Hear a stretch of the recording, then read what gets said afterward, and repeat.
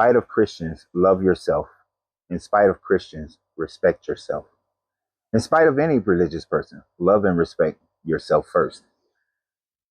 Dog Mama sent me a message explaining their situation, and I'm not going to go into details of her situation because she wrote that to me privately. But I believe that the information that I provided her, the things that I said to her, that she appreciated, are beneficial to many people who have been deconstructing from Christianity and face the issues of dealing with family members who just seems to not want to respect their position on Christianity. So first, a little bit about my own story. My family got to see my evolution, or my evolution out of Christianity. They got to see it happening in real time. So they saw me questioning the Bible and battling and going back and forth and going to other countries and studying and spending time in the libraries because we didn't have internet back then. They saw that whole process. And so although there were those who questioned it, their love for me never went away. And I'm not saying that her family or your family the love has not went away, but their respect is yet the problem. So there was a few times where I felt disrespected based on how my family was treating me or how they responded to me. And so therefore I stepped away from my family. I removed myself from their presence. I put a 10-foot pole between me and those who would feel like each time that we gathered, each time they had to tell me about I'm going to hell. And so for those few family members, and one in particular who was very close to me, it was hurtful. It hurt my heart.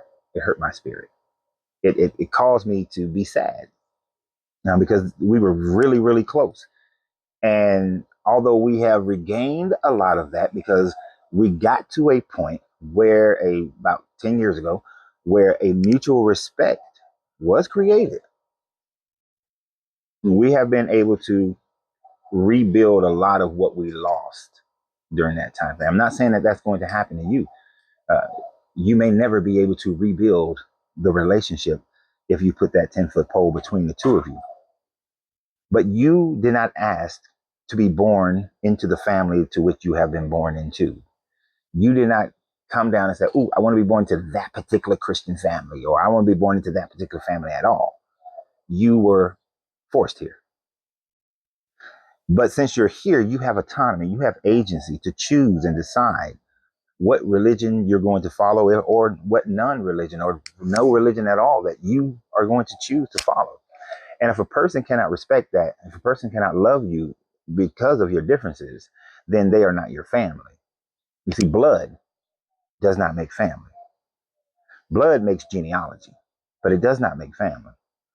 How a person treats another person, how a person loves another person, how a person respects another person, that creates family.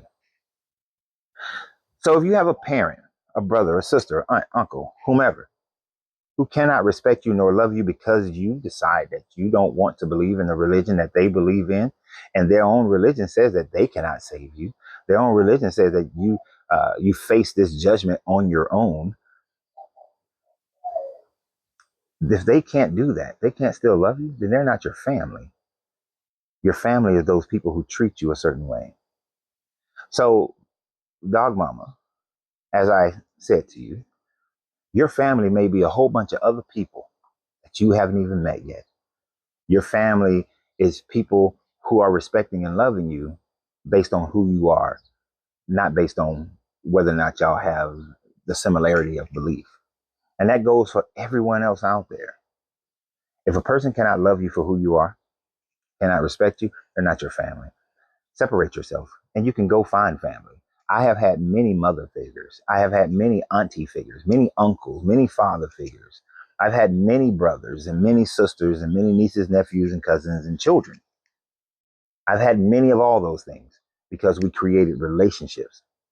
Now, I was just talking to my wife last night about how some of the people that I've dated in the past, although the relationship that with them faltered, there are some where the relationship with the children still remain because I have a separate independent relationship with them.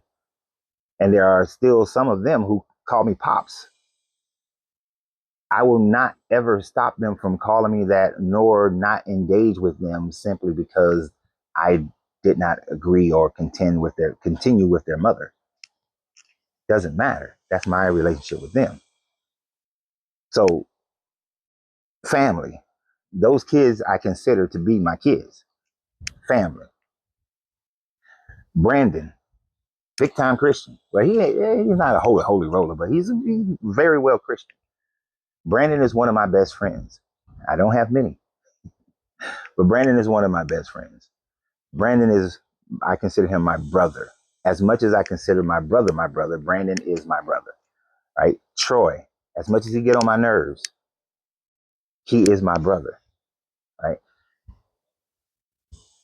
We certainly don't have the same familyhood because Troy's white, but his daughter, Gabrielle, that is my goddaughter. That is my daughter. That is my niece. Not going to change that. I don't care who says what. That's not going to change unless the relationship between us change. You see what I'm saying? You see what I'm saying? So you can have family, you can have love, you can have respect. It just may not come from the ones who you share the same genealogy with. And that's all that they are. People who you share the same genealogy with that you're trying to force a relationship with. If they cannot respect you, you have no reason to continue to respect them. It's really that simple. It'll hurt, but over time, you'll get over it. So always remember, you have to free yourself. And I mean this is most sincerely on this one. You have to free yourself to be yourself because your greatness, you cannot allow for anyone to take away your greatness. You cannot. So good journey, good vibrations.